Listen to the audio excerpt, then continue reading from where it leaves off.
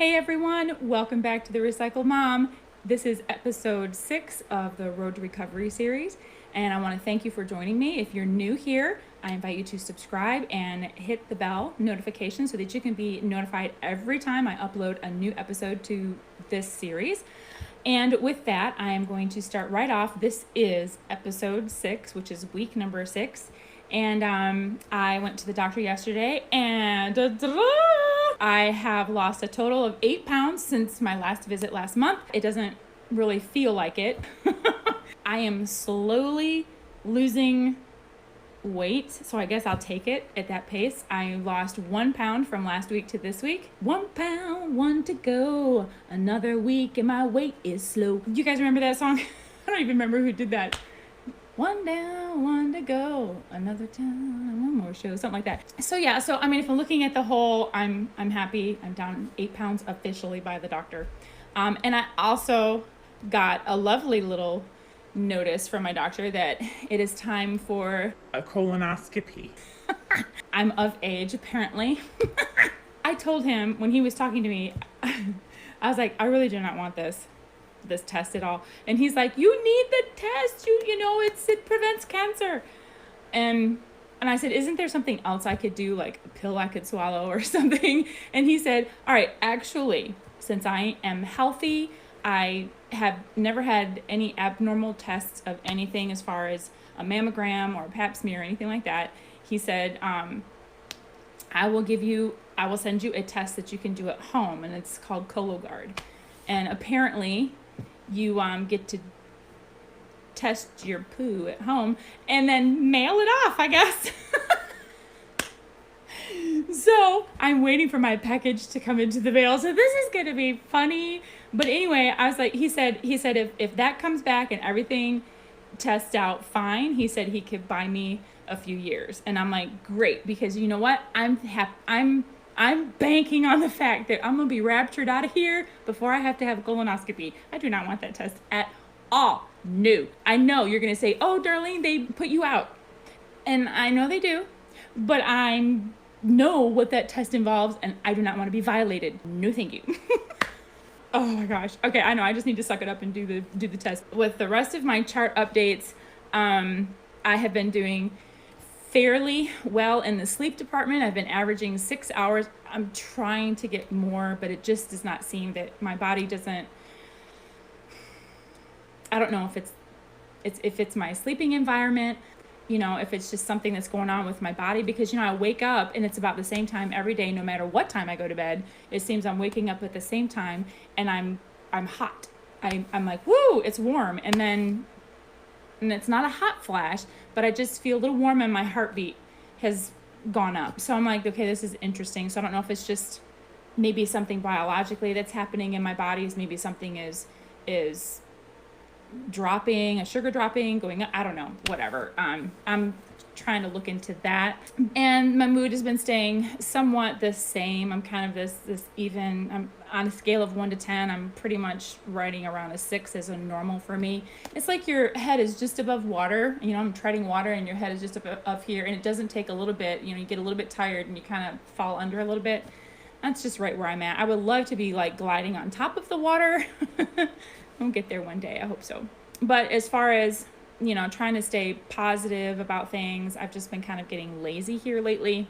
I really think it's because my son is graduating on Memorial Day weekend, and I have to put together a slide video of pictures, and, you know, trying to go through 17 years of his life and finding pictures where, you know, the first part of his life, we didn't have digital anything, you know, we didn't have, you know, our cell phones that we have now and all that kind of stuff. So I have to go back and find print pictures, which means I was digging for things. And I don't know why that felt so overwhelming to me, but it did.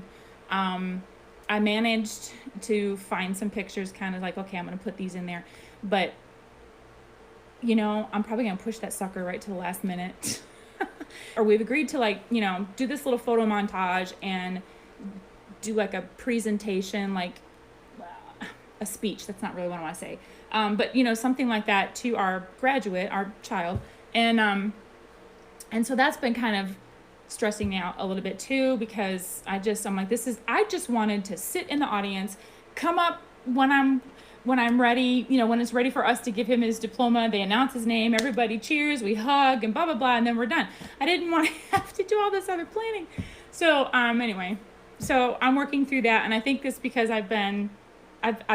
it's been a little overwhelming. I've been procrastinating on that because I didn't want to deal with that. But I swear, y'all, I need to make a schedule for, like setting reminders to take my supplements, because I'm just not doing it. I'm getting in like vitamin D, and that's it. I need to take all these other things too to stay out, to help myself, but I'm just, yeah, I fail. I am getting my water in. This thing has been a breeze, and we got a new refrigerator recently because we had to, the other one died. And the water dispenser on it is like awesome. You can this thing fill up really fast. And so it's been real easy to just go over there, get some water. Won't have to worry about the filter works or not, and having to push a bunch of buttons to make sure everything works.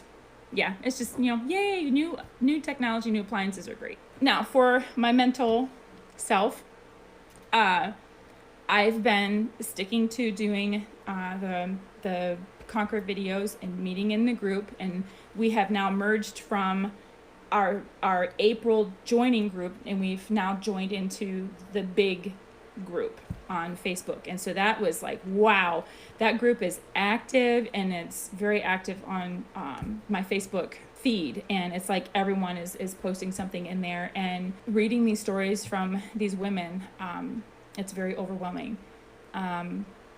It hurts my heart, but it also makes me realize that I'm going through some of the same things. And then I guess hearing them say it and seeing the responses from other people, it is helpful, but it's also hurtful at the same time, because I'm going through similar things, and like seeing it and recognizing it, it's kind of bringing back a lot of things that I have never really been able to deal with or have issues resolved. So there's this ongoing non-resolution of issues, and not that I haven't tried. That's another story. And also, I have a group of Jesus sisters. I think I told you about that in another video, that we meet on Friday mornings. We are going through a book called Not a Fan, where if I were to tell you I'm not a fan of Jesus, but I'm a follower.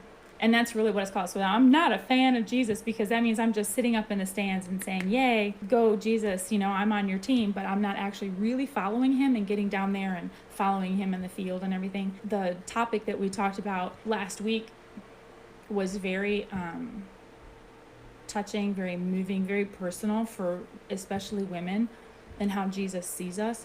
And it was very encouraging. And then it led to some really good conversation where we're helping each other in our walk with Jesus. And that is just so needed, and the encouragement is so needed. I encourage all of you to find a group like this at your church, or maybe you can even start one, and just start the connections and start building that encouragement, because we really need that. We were built and designed for friendship and companionship. This whole last year plus has been a time of where we haven't really been able to connect with people, and I know that I need that kind of thing. And I know that we're designed for that. We're designed to make these connections face to face and person to person, and being together to feel that energy from each other and encourage. And, so we really need to get back to that. So something that I have been doing that I don't even remember. Oh, this was from my Conquer group. I was like, where did I actually find this?